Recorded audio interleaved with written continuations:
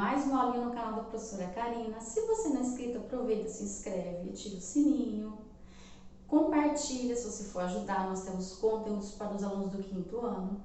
E se você gostar, deixe seu joinha. Hoje, ciências, a água na natureza. Vamos falar de água, vida, né? Bom, primeiramente vamos falar da porcentagem de água, tá? Olha só aqui, ó, o que eu tenho. Esse é o nosso planeta, né? Nosso globo terrestre. Qual a cor predominante aqui? O azul. Por quê? Porque o nosso planeta é composto de muito mais água do que terra.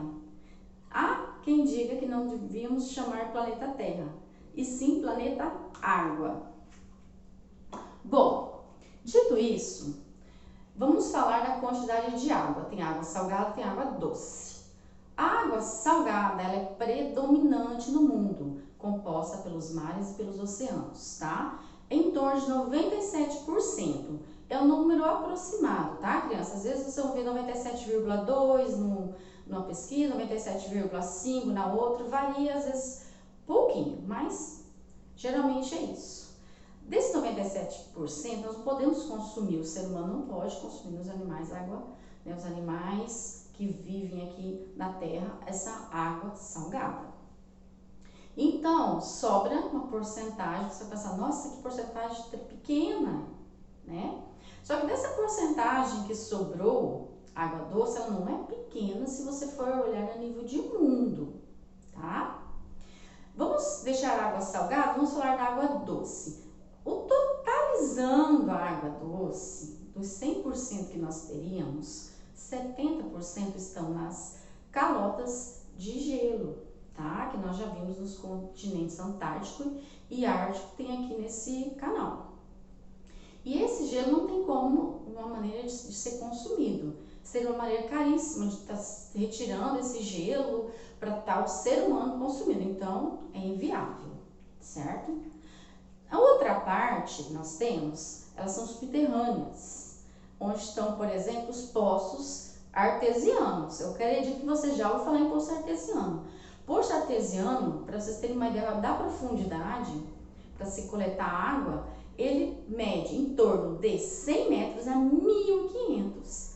Ele é muito, realmente profundo, tá? Quem tem o privilégio tem, todo mundo tem esse privilégio de ter essa água. E sobra um pouco, que são dos rios e dos lagos. E essa água, quando ela é potável, tratada para o ser humano, e é daquilo que a gente vai viver, certo? Então, por isso, a necessidade de se cuidar. Aqui eu quero que vocês tenham visão técnica, mas eu quero que vocês também entendam que nós devemos ter esse cuidado. Economia. Crianças, hoje a palavra de ordem é economizar para ter, certo? Dito isso, vamos à mudança de estado físico da água. Vocês já aprenderam lá nos anos anteriores que nós temos estado líquido, sólido e gasoso, certo? São os 3 estados que a água se encontra. O líquido, né? A água que a gente toma em forma líquida, os rios, os lagos, os oceanos e etc. Sólido, as calotas de gelo. O gelo que nós colocamos ali que nós colocamos na nossa geladeira, certo? E temos a forma gasosa, tá? Que gasosa é o quê? Gás. Em alguns momentos ela acontece esse processo aí. Como, por exemplo, quando nós fervemos uma água aí, sai uma fumacinha, tá? Já vamos falar sobre isso. Por que mudanças? Porque a água ela pode mudar. Ela pode passar, por exemplo, do líquido para o sólido, né? Ou então a água pode, por exemplo, passar do líquido para o gasoso, do gasoso para o líquido. Então, tem as mudanças de estado da água. Olha só. O que é solidificação? Quando você pegou uma água e colocou na geladeira, deixou um tempo e ela se transformou em gelo, ela solidificou. Esse é o processo de solidificação, do líquido para o sólido. Fusão, já é o contrário. Tirou lá Você congelou alguma coisa, sei lá, alguma coisa para você utilizar como suco, por exemplo. Vai tirar, deixar descongelar ali e ela vai derreter.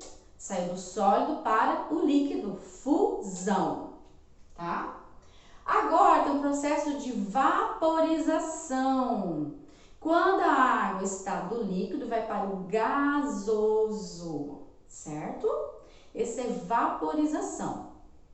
A vaporização, por exemplo, pode acontecer em momentos da nossa vida bem simples. Quando seca uma roupa, nós colocamos lá. Independente da ação do sol, se ela estiver na sombra, ela seca, tá? Porque ela passou do estado líquido, a ação do vento também ajuda. E ela vai secar, vai evaporar, tá? Você já ouviu aquele ditado, aquela expressão, não é nem ditado, é expressão. Ué, o que aconteceu com a pessoa? Evaporou? Ou seja, ela sumiu, tá? Então, essa vaporização, ela passou do líquido para o gasoso. Agora, a condensação, tá? Ela passa do gasoso para o líquido. Por exemplo, você está lá fervendo uma panela. E você colocou uma tampa. Esse vapor, ela encosta nessa superfície mais fria e forma as gotículas de água. Ela condensou, tá? Passou do gasoso para o líquido. No nosso banheiro, se a gente tiver um espelho, tiver água meio quente, um dia mais, né, que tá propício a isso, às vezes a gente vai passar a mão depois, né, tá meio embaçado, a gente vai ver gotículas descendo, tá? Passou do gasoso para o líquido. Continuando aqui, tipos de vaporização, aí que é importante a gente falar, tá? Quando acontece a secagem de roupa, que vai se fazer com a ação do vento, não necessariamente só com a ação do sol, é a vaporização lenta, tá? Então, é uma evaporação. Se você deixar um copo de água lá, vamos supor que nós vamos tampar esse copo e deixar lá com água, deixa um tempo. Ela vai ir sumindo, ela vai evaporar. Quando é um processo mais lento, tá? Devagar, ela é chamada de evaporação. Agora tem a ebulição, que também é um processo mais rápido. Você colocou uma água no fogo e ela ferveu. Então, ela é chamada de ebulição. Então, é 2 tipos de vaporização, tá certo?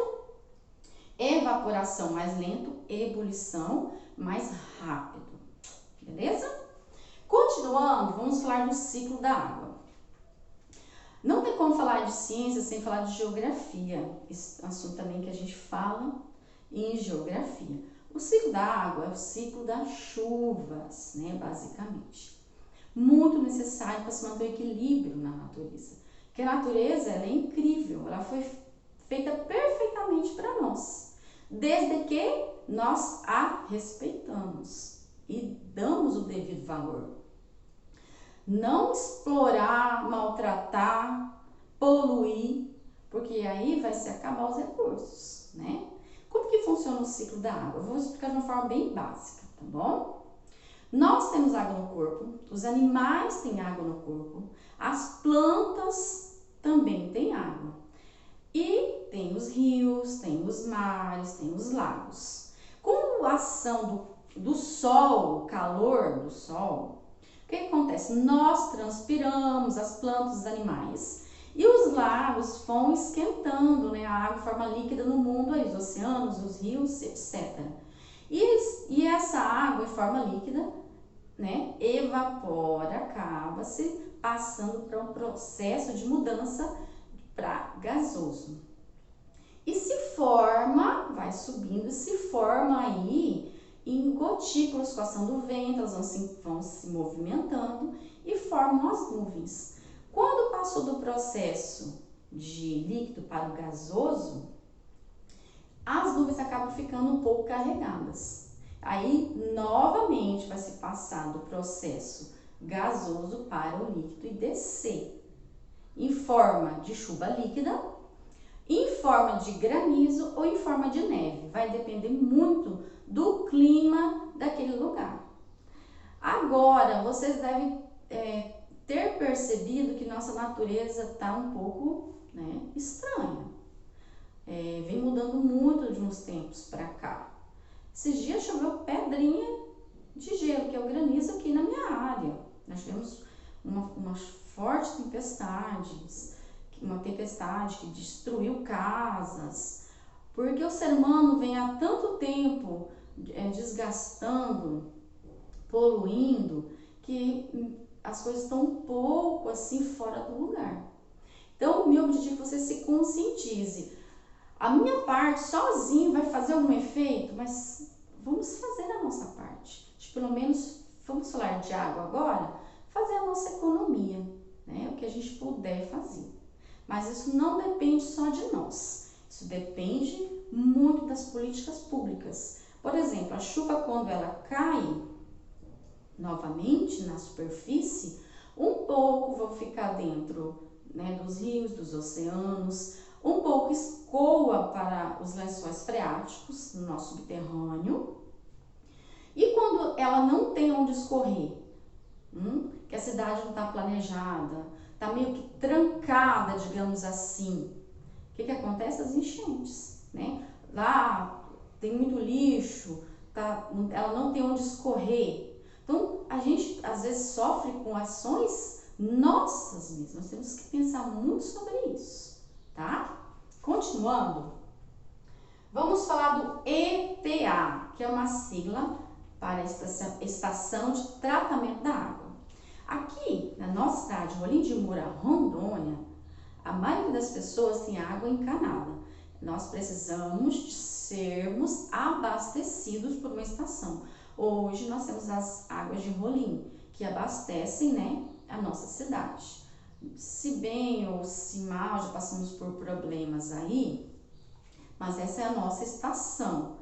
Ela tem que ser tratada para chegar à nossa casa, tá? Então, é impensável hoje nós vivemos sem água.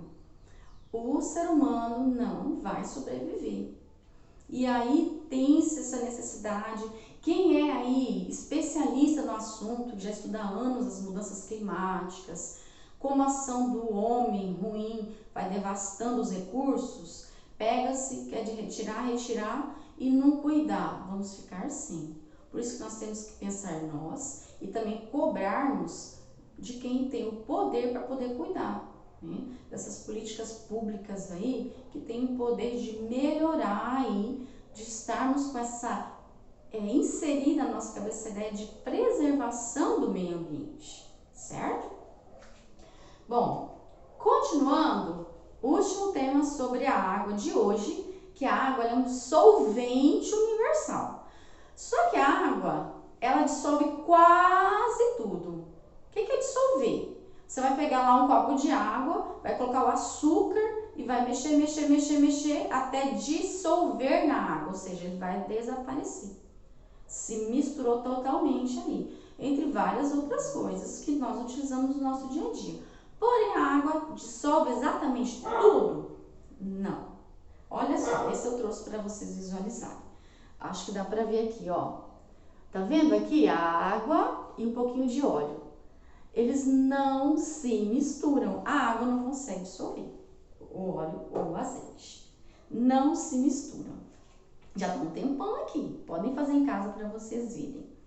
Tem um ditado que diz assim, às vezes as pessoas têm uma situação lá que duas pessoas não estão legais uma com a outra e falam assim, aqueles dois ali são como água e azeite, não se misturam. Por causa disso, por causa da ciência. Na nossa vida, tudo é feito de ciência. Vou falar novamente, já disse outras vezes, ciência é vida, tá? Sonho com o dia que o nosso Brasil irá investir em ciência, para que nós possamos evoluir. Bom, essa é a aulinha de hoje.